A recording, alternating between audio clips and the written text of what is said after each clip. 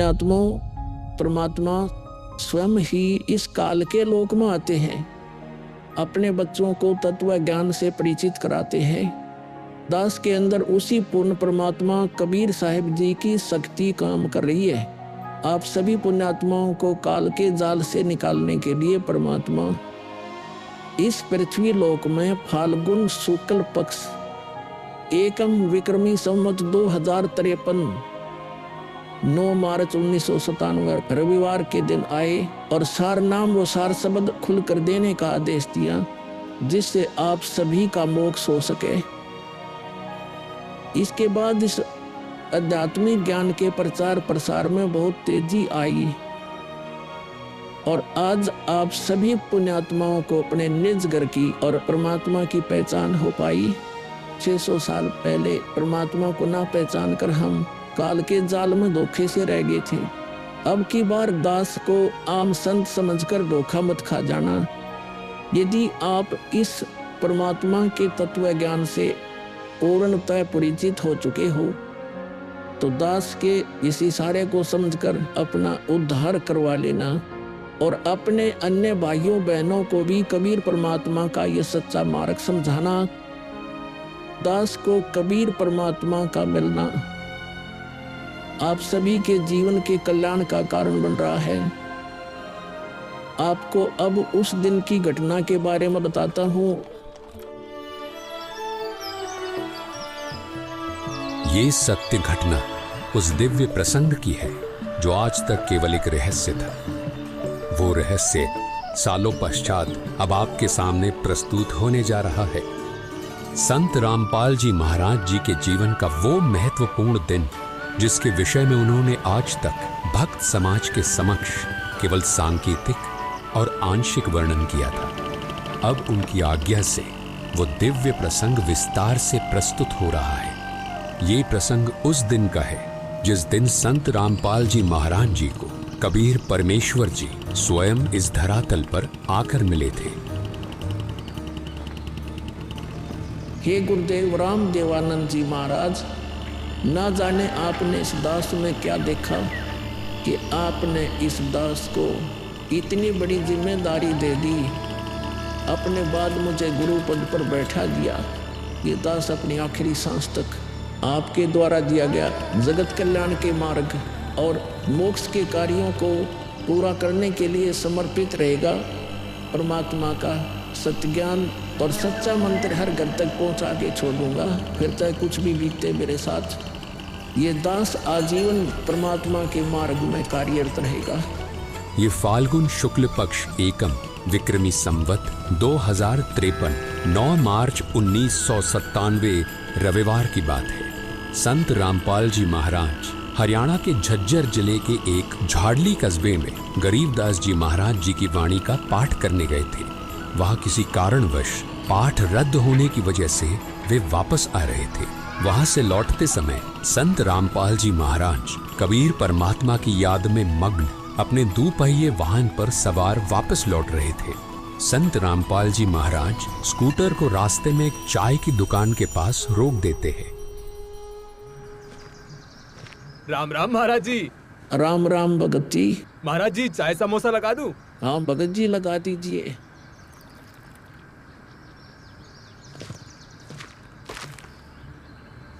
इस बोले भगत को भी परमात्मा का तत्व ज्ञान समझाना चाहिए। भगत जी, कबीर परमात्मा की भक्ति करनी चाहिए। मनुष्य जीवन हमें सिर्फ इसीलिए मिलता है। मानुष जन्म दुर्लभ है ये नलन बोरे, जैसे तरवर से पत्ता टूट गिरे वो बोर न लगता डोरी। भगत जी, इस काल लोक का कोई भरोसा नहीं है, न जाने कब किस पर क्या बिजली गिर जाए। इसलिए कहता हूँ आपको कि कबीर परमात्मा से जुड़ जाओ, नाम दीक्षा लेकर अपना कल्याण करवा लो। वो कबीर परमात्मा यह भी आपकी और आपके परिवार की रक्षा करेगा और मृत्यु के बाद सीधा मोक्ष को प्राप्त कर जाओगे। ठीक कहते हो महाराज जी।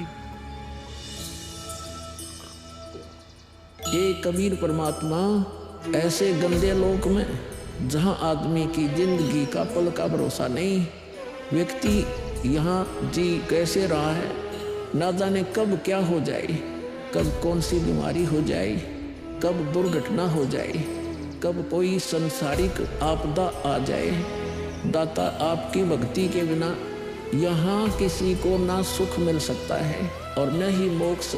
ये बात ये बोले जीव कब समझेंगे? आखिर ये अज्ञान अंधेरा कब दूर होगा दाता? आप ही दया करेंगे कबीर परमेश्वर। ये बोले जीव तो अपना जीवन आपकी भक्ति के बिना व्यर्थ ही कर रहे हैं। चाय पीने के बाद संत रामपाल जी महाराज मातन हिल की तरफ निकल पड़ते हैं। बिन उपदेश अचंभ है, क्यों जीवत है प्राण, और भक्ति बिना काठोर है, ये नर नहीं पाषाण। आगे चलकर संत रामपाल जी महाराज स्कूटर को एक पुलिये के पास रोक देते हैं। इस पुलिये की खास बात ये थी कि संत रामपाल जी महाराज जी ने इस पुलिये को सिंचाई विभाग में जूनियर इंजीनियर रहते हुए स्वयं बनाया था। क्योंकि यह पूरा क्षेत्र जंगल नुमा था, इसलिए संत रामपाल जी महाराज जी को इस पुलिये पर बैठना बहुत अच्छा लगता था और नौकरी के दौरान वो इस पुलिये पर बैठकर परमात्मा की याद में खो जाया करते थे। हे दयालु कबीर परमात्मा, आप जी हम नीचों के लिए 600 वर्ष पहले एक धानक रूप धारण कर इस गंदे लोक में 120 वर्ष तक रहे। आप जी को गर्म तेल के कढ़ाई में डाला गया, खूनी हाथी से मरवाने की कोशिश की गई, दरिया में डुबोकर मारने की कोशिश की गई। आप जी को बदनाम करने हेतु झूठी चिट्ठी डाली गई। आपके साथ कितने जुल्म ढाए गए, फिर भी हे दयालु कबीर परमात्मा, आपने क्या कुछ नहीं किया। अपनी सतलोक से बिछुड़ी आत्मा को अपनी शरण में लेने के लिए, इस तत्व ज्ञान को सब जीवों तक पहुंचाने के लिए।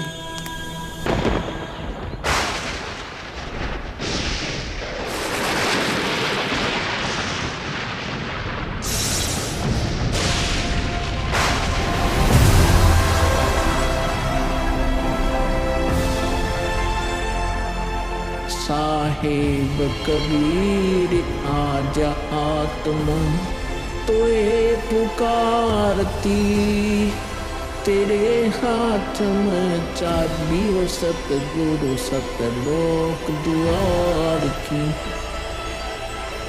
साहेब कबीर आजा आत्मा तोए पुकारती, तेरे हाथ में चाबी वो सतगुरु सतलोक द्वार की।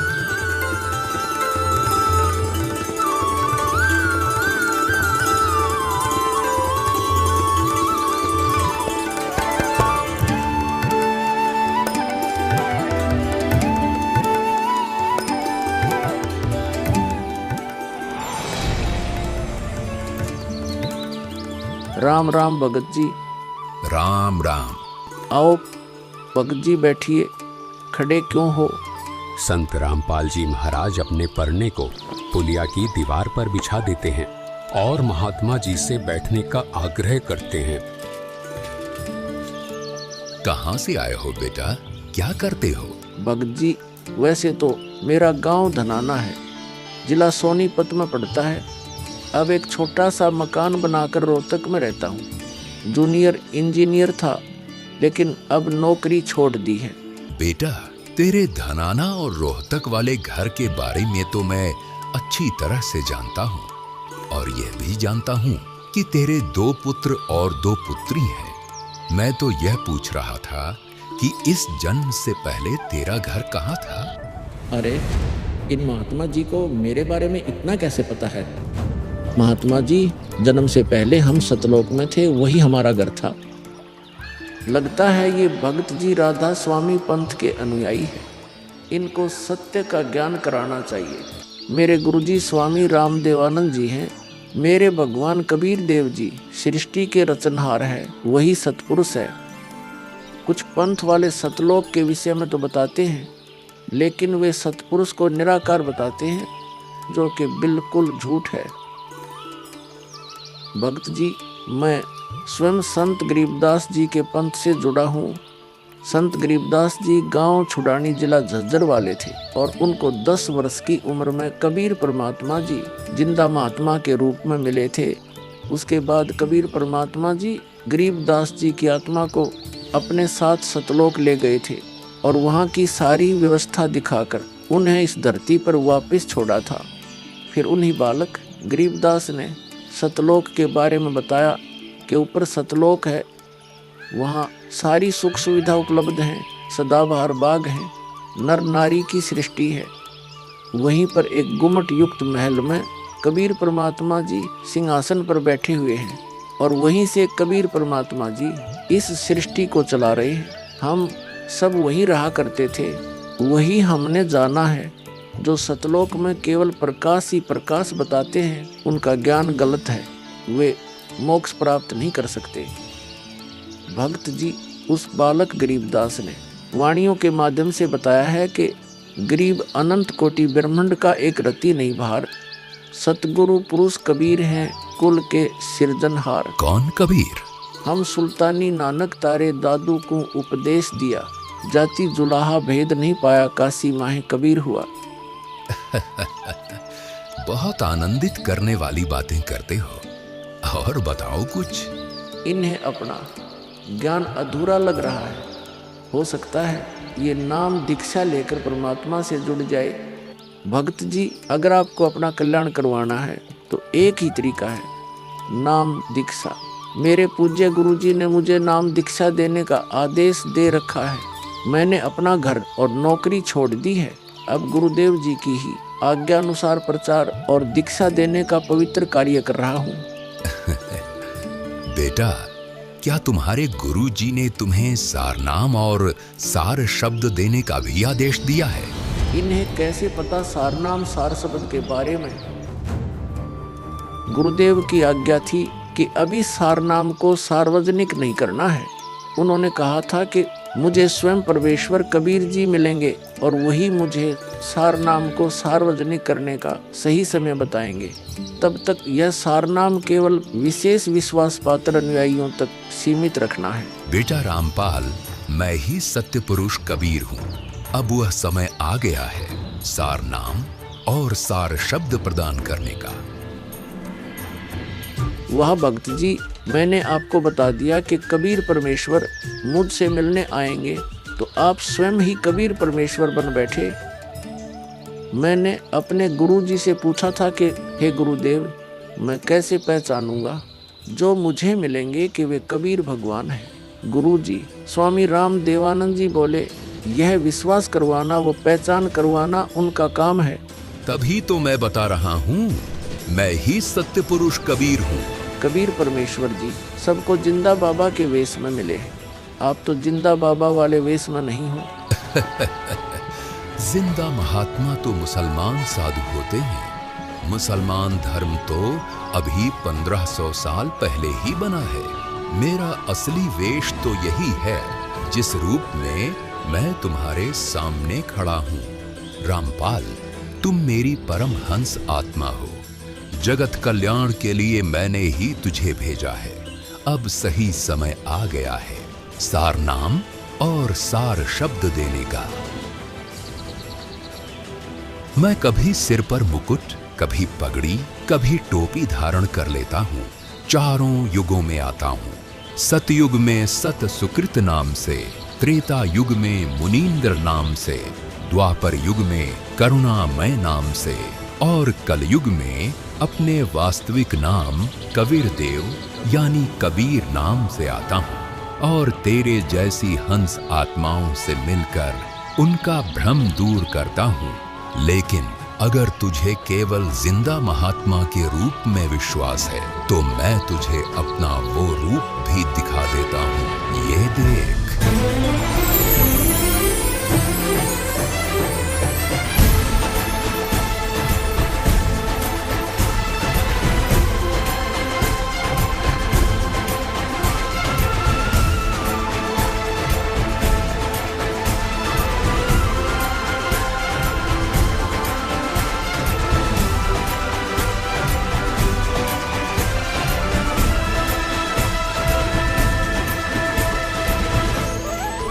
हे परमेश्वर, मुझे क्षमा कर दीजिए।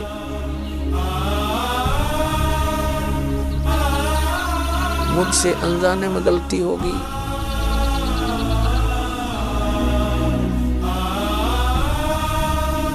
आपने मुझे साक्षात दर्शन दिए और मैं आपको पहचान न सका। मुझे क्षमा कर दीजिए परमपिता। बेटा रामपाल, अब वो समय आ गया है जो मैंने धर्मदास को कहा था कि कलयुग बीते 5500 पांचा, तब यह वचन मेरा होगा साचा।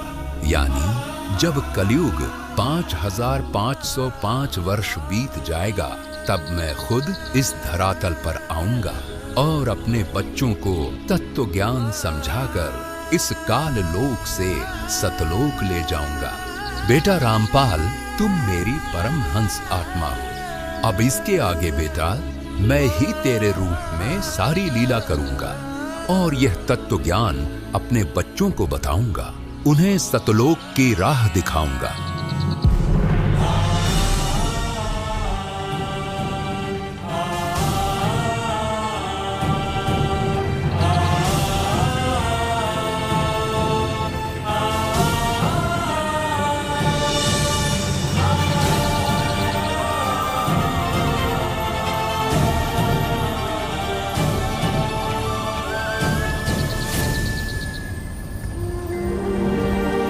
इस प्रकार कबीर परमात्मा संत रामपाल जी महाराज जी को सह शरीर सतलोक भेज देते हैं और अपनी लीला को आगे बढ़ाते हैं। गली ख्यालवी साल सतगुरु अतल दिगंबर धीर भक्ति हेत काया धर आए अवगत सहत कबीर। भक्ति हेत काया धर आए अवगत सहत कबीर। अमर करूं सतलोक पठाऊं तात बंदी छोड़ कहाऊं।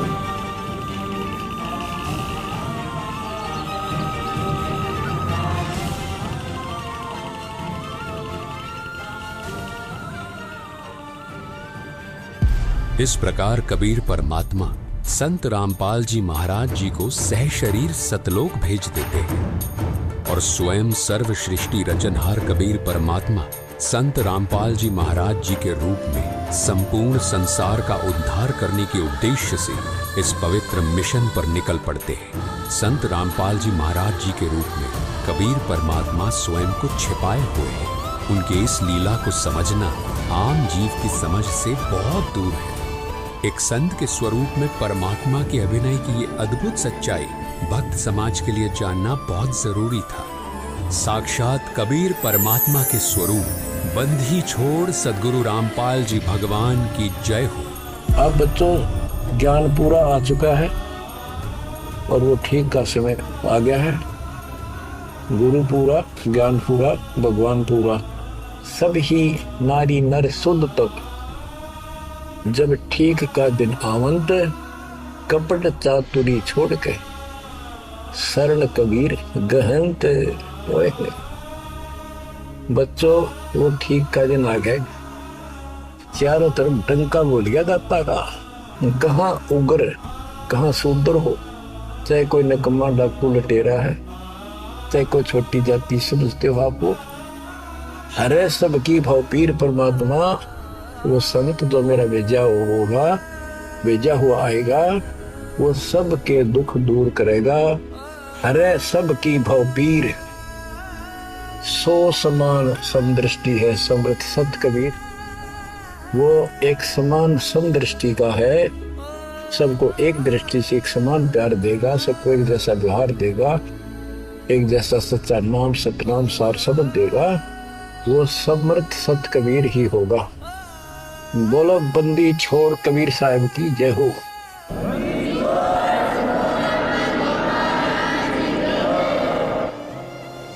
आपके मोक्ष के लिए परमात्मा ने कसर नहीं छोड़ रखी। जो भी संभव व्यवस्था है वो सारी कर दी है। बच्चों, तुम भी दया करियो, रहम करियो उस परम पिता पे। बच्चों, आने वाली पीढ़ियां आपको भी याद करा करेंगी। जब तक चांद सूरज रहेंगे आपका नाम रहेगा कि हमारे कौन माता पिता, कौन दादा परदादा दादी इसे अमृत ज्ञान को हमारे कुल में लाए थे। आने वाली पीढ़ियों के उद्धार के लिए तुम जिम्मेवार हो, कुर्बान हो जाओ। पहचान लो उस परम पिता को और पहचान लो अपने गुरुदेव को।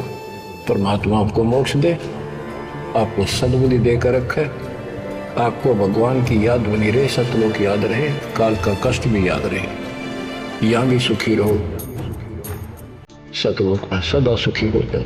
ये दास का आशीर्वाद है। सत साहिब।